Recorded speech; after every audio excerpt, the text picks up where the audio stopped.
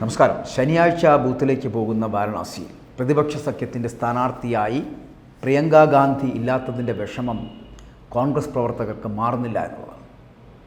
വാരണാസിയിൽ hat trick ജയത്തിനായിട്ട് ഇറങ്ങിയിട്ടുള്ള പ്രധാനമന്ത്രി നരേന്ദ്രമോദിക്കെതിരെ ഒരുപക്ഷേ പ്രിയങ്ക ഗാന്ധി മത്സരിച്ചിരുന്നുവെങ്കിൽ വലിയ അത്ഭുതം സംഭവിക്കുമെന്നാണ് പ്രവർത്തകർ ഇപ്പോഴും വലിയ ആത്മവിശ്വാസം പ്രകടിപ്പിക്കുന്നത് എന്നുള്ളതാണ്. ഇന്ത്യ മുന്നണി സ്ഥാനാർത്ഥിയും ഉത്തർപ്രദേശ് കോൺഗ്രസിൻ്റെ അധ്യക്ഷനുമായിട്ടുള്ള അജയ് റായ്ക്ക് ഒരു അത്ഭുതവും കൊണ്ടുവരാനാകില്ല എന്ന് തന്നെയാണ് കോൺഗ്രസിൻ്റെ പ്രാദേശിക നേതാക്കൾ അടക്കം പറയുന്നത്. മായാവതിയുടെ BSP അധർ ജമാൽ ലാറിയെ മത്സരിപ്പിക്കുമ്പോൾ 3 സ്വതന്ത്രരും ശനിയാഴ്ച ജനവിധി തേടുകയാണ്. ഗംഗാനദിയുടെ തീരത്ത് ദുർബലമായിട്ടുള്ള ചെറുത്തുനിൽപ്പാണ് ഇന്ത്യ മുന്നണിയുടെ ഭാഗത്തു നിന്ന് ഉണ്ടായതെന്നാണ് ഇപ്പോഴും വിവിധ കോണുകളിൽ നിന്നുള്ള സംസാരം.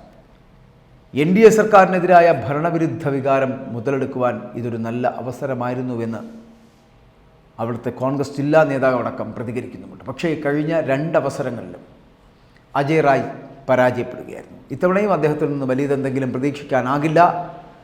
മാത്രമല്ല, അവിടെ പരാജയം കോൺഗ്രസിന് ഉറപ്പുതാൻ. കഴിഞ്ഞ 2 തവണയും റായ് 3ാം സ്ഥാനത്തേക്ക് പിന്തള്ളപ്പെടുകയും ചെയ്തിരുന്നു. പ്രിയങ്ക ഗാന്ധി വാരണാസിയിൽ മത്സരിച്ചിരുന്നുവെങ്കിൽ മോദിക്ക് വലിയ വെല്ലുവിളിയായേനെ എന്ന് കോൺഗ്രസ്സുകാർ പല നേതാക്കളും അവിടെ പറയുന്നുണ്ട്. കാരണം മോദിക്കെതിരെ പ്രിയങ്ക തന്നെ മത്സരിക്കണമെന്ന് അജയ് റായ് അടക്കം ആവശ്യപ്പെട്ടിരുന്നുവെങ്കിലും കോൺഗ്രസ് നേതൃത്വം അജയ് റായിയെ തന്നെ അവിടെ മത്സരിക്കുവാൻ ചുമതലപ്പെടുത്തുകയായിരുന്നു. തോറ്റു തുന്നം പാടാൻ അവർക്ക് കഴിയില്ല എന്നതുകൊണ്ടാകാം Rohaniya, Varanasi north, Varanasi south, Varanasi cantonment, Sevapuri എന്നീ 5 നിയമസഭാ മണ്ഡലങ്ങൾ ഉൾപ്പെടുന്നതാണ് ഈ വാരണാസി ലോക്സഭാ മണ്ഡലം എന്ന് പറയുന്നത്. ഇതിൽ 4 മണ്ഡലങ്ങളും BJPയുടെ കയ്യിലാണ് എന്നുള്ളതാണ് പ്രത്യേകത.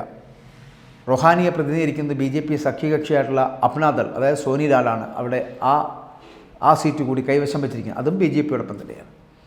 പക്ഷേ വാരണാസിയിൽ ഏതെങ്കിലും തരത്തിലുള്ള ഗിമിക്കുകൾ, മാജിക്കുകൾ നടക്കുമായിരുന്നു പ്രിയങ്ക ഗാന്ധി എത്തിയിരുന്നെങ്കിൽ എന്ന് ആശിക്കുന്ന കോൺഗ്രസ് പ്രവർത്തകർ ഉണ്ടായേക്കാം. പക്ഷേ അവിടെ മത്സരിക്കുന്നത് പ്രധാനമന്ത്രി നരേന്ദ്രമോദിയായിപ്പോയി.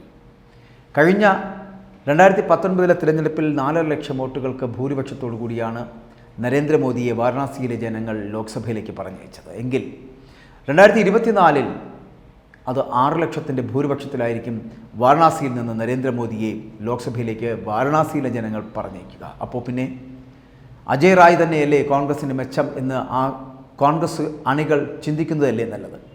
പകരം ഇന്നുവരെ ഒരു മത്സരത്തിലും പങ്കെടുക്കാതെ കന്നി മത്സരത്തിനായി കാത്തിരിക്കുന്ന പ്രിയങ്ക ഗാന്ധിയെ തോൽവിയോടുകൂടി തുടക്കം കുറിക്കുന്നതിന് വേണ്ടി എന്തിനാണ് ഇങ്ങനെ സമ്മർദ്ദപ്പെടുത്തുന്നത്? പകരം നിങ്ങൾക്കും കാത്തിരിക്കാം. റായ്ബറേലിയിൽ മത്സരങ്ങൾ ഉണ്ടാകുന്നുണ്ട്. ആ റായ്ബറേലിയിലെ മത്സരത്തിൽ കോൺഗ്രസിൻ്റെ സ്ഥാനാർത്ഥിയായിട്ടുള്ള രാഹുൽ ഗാന്ധി വിജയിക്കുവാനുള്ള സാധ്യതയും കാണുന്നുണ്ട്. അതുകൊണ്ട് രാഹുൽ ഗാന്ധി റായ്ബറേലിയിൽ വിജയിച്ചാൽ വയനാട് നഷ്ടമാകുമെന്നുള്ള കാര്യത്തിൽ സംശയമില്ല. ആ വയനാട്ടിൽ എന്തായാലും ഒരു ഉപതെരഞ്ഞെടുപ്പുണ്ടാകും. ആ ഉപതെരഞ്ഞെടുപ്പിൽ നിങ്ങൾക്ക് നിങ്ങളുടെ ഈ പ്രിയങ്ക ഗാന്ധിയെ വയനാട്ടിൽ നിർത്തി വേണമെങ്കിൽ മത്സരിപ്പിക്കാം, വിജയിപ്പിച്ചെടുക്കുകയും ചെയ്യാം. കാരണം കന്നി മത്സരം തോറ്റവളെന്നുള്ള പേര് നേടിയെടുക്കണ്ട. പകരം കന്നി മത്സരത്തിൽ വിജയക്കൊടി നാട്ടി എന്ന അവകാശവാദമെങ്കിലും പ്രിയങ്ക ഗാന്ധിക്ക് ഉന്നയിക്കാം. അതുകൊണ്ട് പ്രിയങ്ക ഗാന്ധിയെ വാരണാസിയിൽ നിങ്ങൾ പ്രതീക്ഷിക്കരുത്. കാരണം വാരണാസിയിൽ നിന്നല്ല, നരേന്ദ്രമോദിക്കെതിരെ മത്സരിക്കുവാനുള്ള കരുത്ത്, കെൽപ്പ് ഇതൊന്നും പ്രിയങ്ക ഗാന്ധിക്കായിട്ടില്ല. കോൺഗ്രസ്സിൽ അത്തരത്തിലുള്ള നേതാക്കളുമില്ല. അല്ലാതെ പ്രിയങ്ക ഗാന്ധി അത്തരത്തിലൊരു നേതാവല്ലാത്തതുകൊണ്ടല്ല. പ്രിയങ്ക ഗാന്ധിക്ക് മത്സരിക്കാം. അവർക്ക് മത്സരിക്കാൻ പറ്റുന്ന ഇടങ്ങളിൽ മത്സരിച്ച് വിജയിക്കുകയും ചെയ്യാം. ഞാൻ ആദ്യം സൂചിപ്പിച്ചതുപോലെ കന്നി മത്സരത്തിൽ പരാജയപ്പെട്ടു എന്നുള്ള ഖ്യാതി നേടണ്ട.